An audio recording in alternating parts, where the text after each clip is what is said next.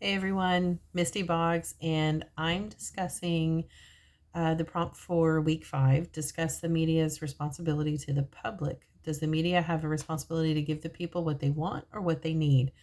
And who makes that determination? As I was looking into the responsibility of the press or the people, where that responsibility lies, I think it becomes more a question of what expectations were initially set for the press in America, um, and and these expectations, did they evolve now into responsibilities? And I think that's really the case. Um, as we look at the beginning, setting up a press in the colonies at the very beginning was not something that was a lighthearted, easy task to do. In fact, through most of the beginning stages of the press, it was really hard to make money. So there had to be a reason why these people wanted to do it. And the book talked about a lot about that these people had an obligation. They felt an obligation. In fact, they called it a noble and pragmatic obligation to help readers and to help the public sort of develop this idea of the press. But we also see that the papers or the media at that time was being read from the pulpit and from the tavern, and that these were the common meeting rooms for that time period. So it sets up this expectation that the people want to know information. They want to know what their government is doing or what their representation is doing. Um, and then they want to be able to express their opinion about that as well.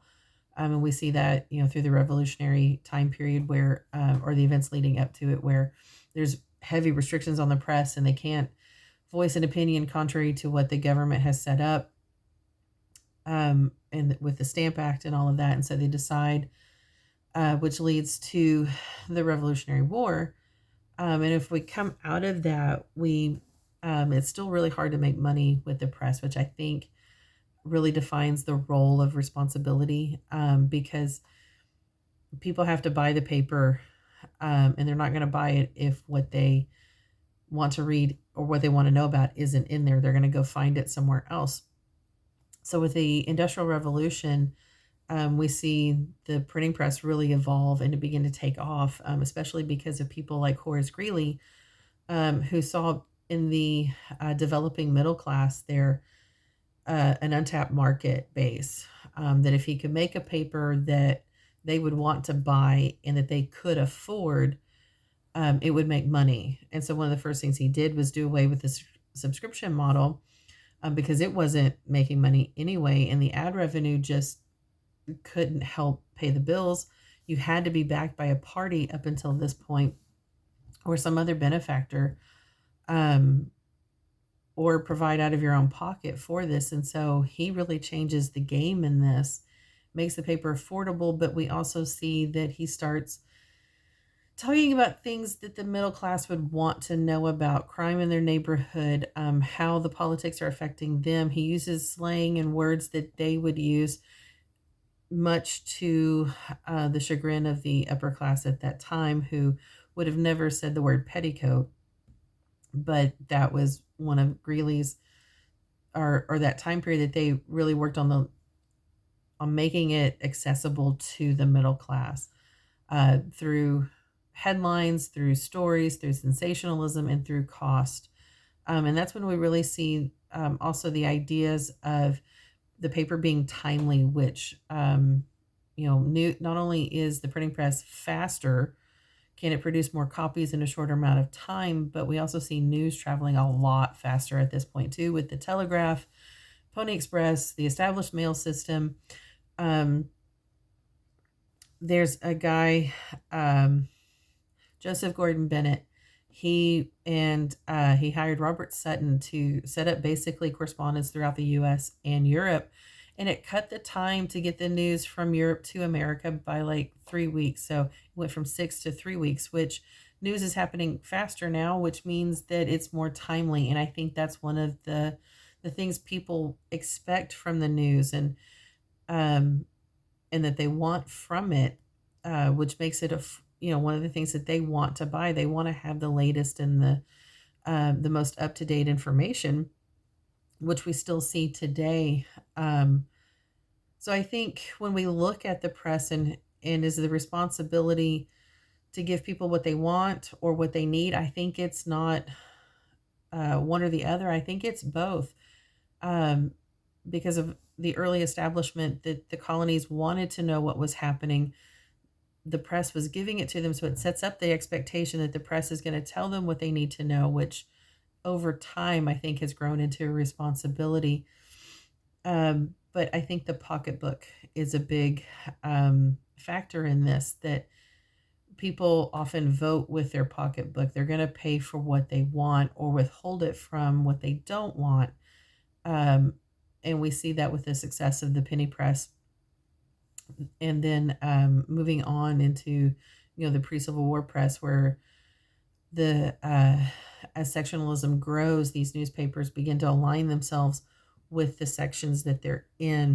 The North becoming all about industry and trade and Reformation and democracy, and the South focusing on pro-slavery and pro-states' rights.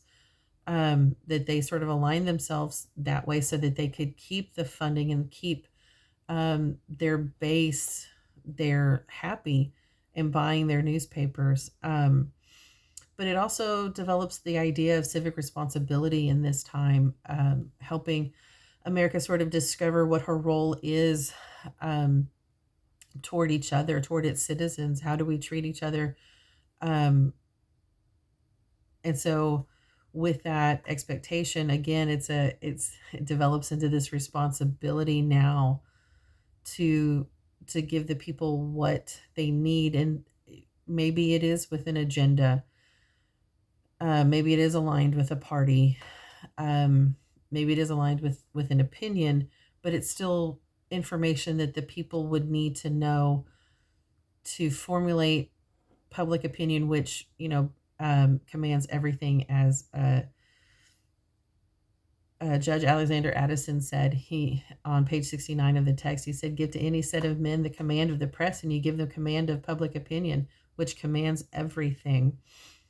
Um, so we can see that timeliness, the availability of news as it began there in the colonies, with it in the taverns and the pulpit, and this idea of civic responsibility, they're all still alive in journalism and media today, which sort of says that uh, that the press does have a responsibility to give people what they want and what they need, especially if they want to stay afloat.